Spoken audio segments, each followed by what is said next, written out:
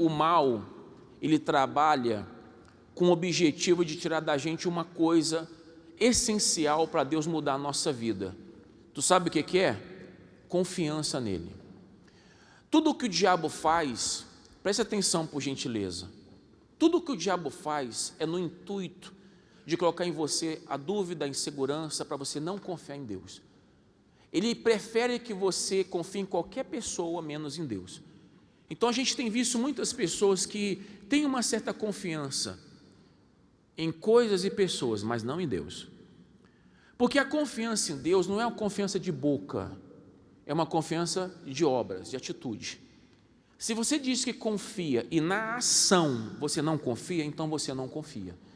Eu vou provar para você o que Deus, através de Davi, falou para Israel.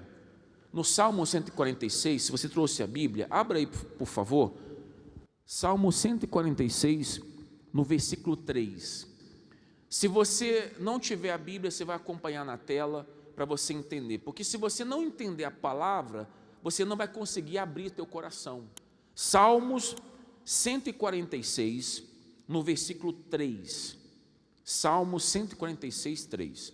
Olha só o que diz aqui a Bíblia, acompanhe por favor. Diz o seguinte: não confieis em quem?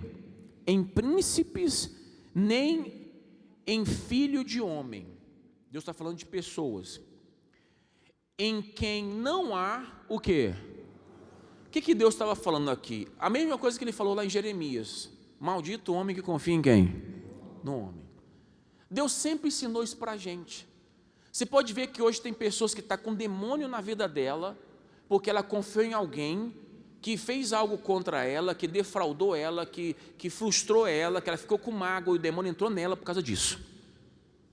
Tem pessoa hoje que está amargurada porque ela confiou em alguém, se entregou para alguém, alguém traiu ela, alguém desprezou ela, humilhou ela, e hoje ela está com raiva, com mágoa, com ressentimento, e o diabo entrou na vida da pessoa por causa disso. Então Deus está falando claramente: não confie em príncipes. Quem são os príncipes? São aqueles que têm autoridades, é o que tem herança nesse mundo.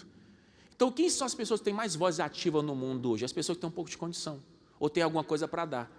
Normalmente as pessoas que não têm, querem confiar nessas pessoas, porque elas têm alguma coisa para dar. Então Deus fala: não confieis em príncipes. Mas não é quem é filho de rei não, é quem tem alguma coisa para dar, é quem tem alguma coisa para oferecer. Você vê que quando a pessoa tem alguma coisa para oferecer, tem muita gente, desculpa a expressão até vulgar, fica puxando o saco, porque tem alguma coisa para dar. É ou não é? Mas quando não tem nada para dar, ninguém faz isso. Então Deus está falando: não confieis em príncipes, nem em filho de homem. Ou seja, nem em pessoas. Ele está falando: confia em mim. Aí ele continua, vamos terminar. Versículo 4. Sai-lhe o espírito, volta para a terra. Naquele mesmo dia perecem os seus o quê? Ou seja, quando morreu, acabou. Planos, pensamentos, projetos ali já era. Aí ele continua no versículo 5.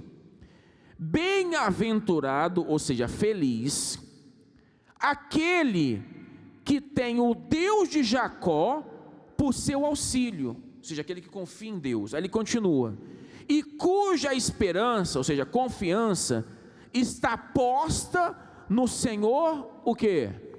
Seu Deus. Então isso aqui é o que o diabo não quer, porque para você confiar em Deus, você tem que lutar contra você mesmo, lutar contra tudo e todos, porque as pessoas falam: não, você tem que fazer isso aqui, não, você tem que ir para lá, não, você tem que falar com fulano, não, você tem que pedir para fulano ajuda, não, você tem que falar com fulano para te ajudar. O mundo hoje é assim.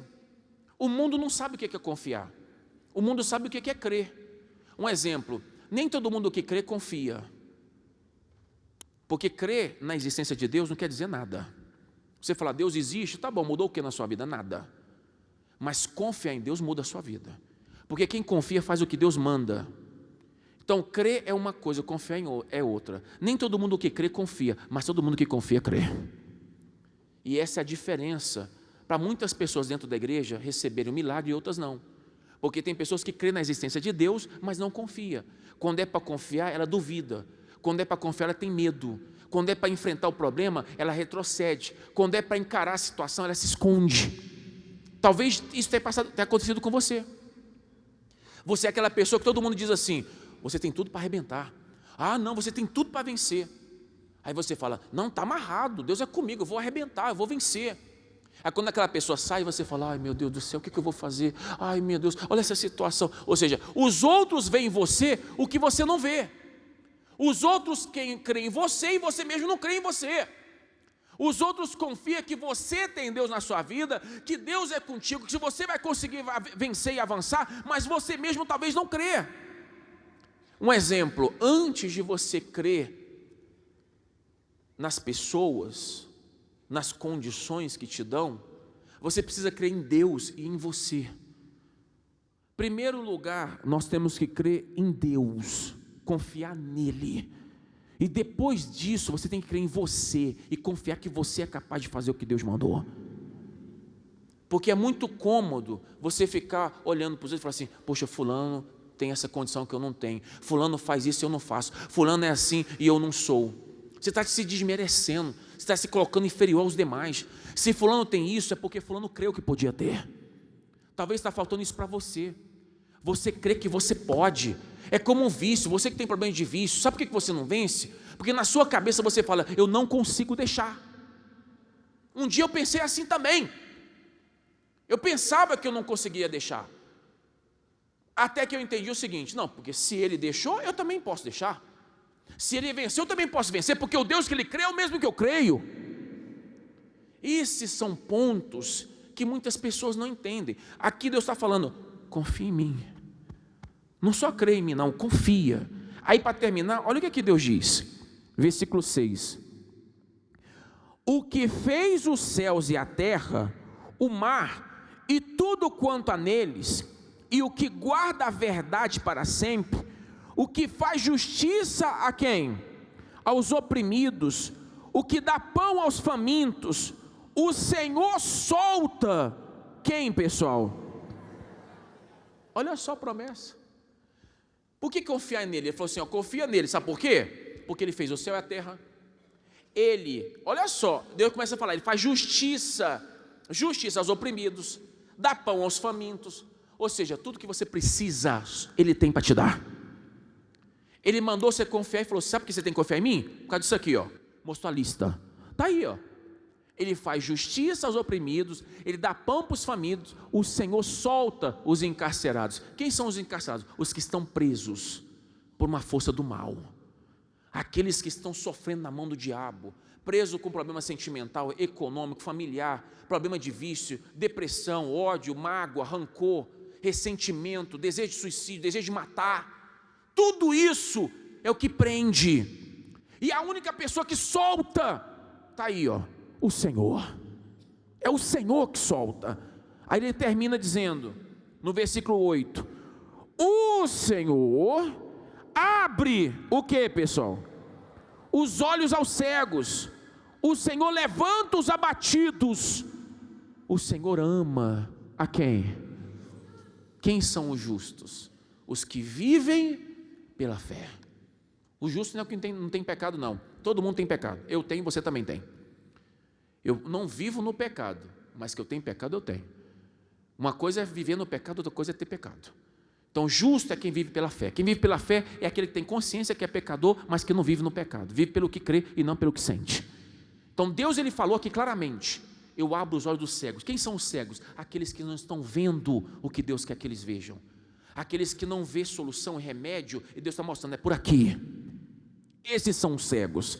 Então, ele abre os olhos dos cegos e levanta os abatidos. Quem são os abatidos? Aquele que perdeu alguma coisa.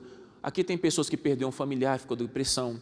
Aqui tem pessoas que perdeu talvez a saúde, está depressão, está triste. Aqui tem pessoas que perdeu o trabalho, perdeu um negócio, perdeu o casamento. Você está abatido, mas você não está vencido. Amém?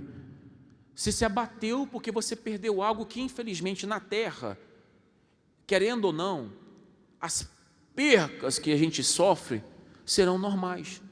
Deus prometeu salvar a alma e não a carne. Então, é normal no campo de batalha você ter baixas. Você nunca viu um exército numa batalha entre Deus e o mal, entre o céu e o inferno, não ter baixas. Vai acontecer. Como a gente pode dizer, o efeito colateral vai acontecer, não tem jeito. Mas quando acontece, a tendência é a gente ficar abatido, triste, amuado, angustiado.